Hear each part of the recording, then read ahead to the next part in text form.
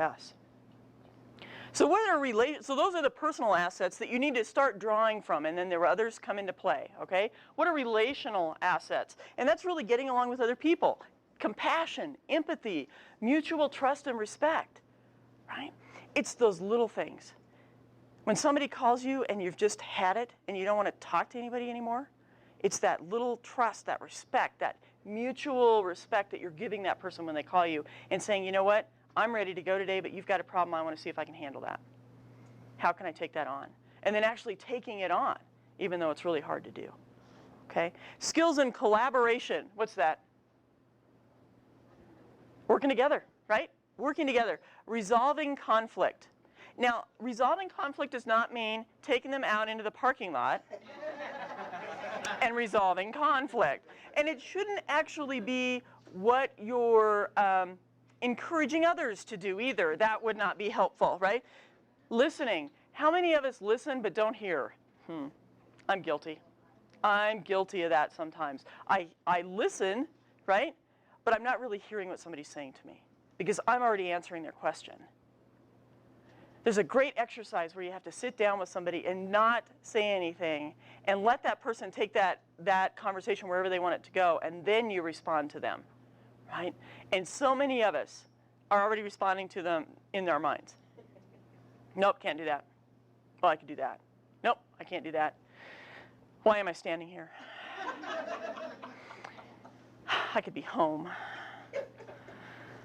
My dog needs to go out. I mean, your brain is going into a completely different world, right? Listening is so important. Advocacy, you guys do that every day. You do that every day for the people that you're working with. You're an advocate for those folks. You're an advocate for those people. So, keep that up. Okay, situational assets. Breakthrough solutions, new standards of performance, new insights and learning, innovation, mastery, and advancement. What is that all saying? Yeah, I stared at it for a while too, so I totally understand. So what I think it's saying is in situations, right? There are times that it's just hard.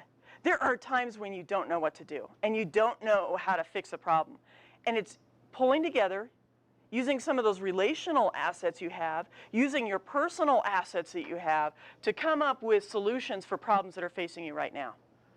It's kind of that third tier, if you will, of problem solving, because you're using that foundation of your personal assets and you're using relational assets in dealing. Jay and I will sit down and we'll work together on a problem, right? And then we'll come up with some breakthrough solutions. Ooh, here's a whole bunch of solutions we could try. This may be the best one, but here's 4 or 5 that we could try. So let's try the best one first and see if that works, right? Or new insights and learning. What happened with my computer? Okay, there was something that didn't work. So what I should have done on your network is when I got here, tested it, right? What's my learning point? Wherever I am, even though it works in one place, doesn't mean it's going to work somewhere else. I've got to test that particular video every time I go. So I just learned through a mistake. What a great opportunity. What a great opportunity. Hope it never happens again, but what a great opportunity. Okay, so opportunities that provide for innovation, mastery, and advancement. I mean, that's just cool. Nobody in the industry has ever done this before, but we're going to do it here at Innovage, right? You guys do things differently, and that's what's cool. Because you all have a piece of that in you or you wouldn't be here. So innovation is part of who you are and part of why you're here, all right? Okay, anxiety. Negative thinking leads to anxiety. If you're not thinking positively, do you get anxious?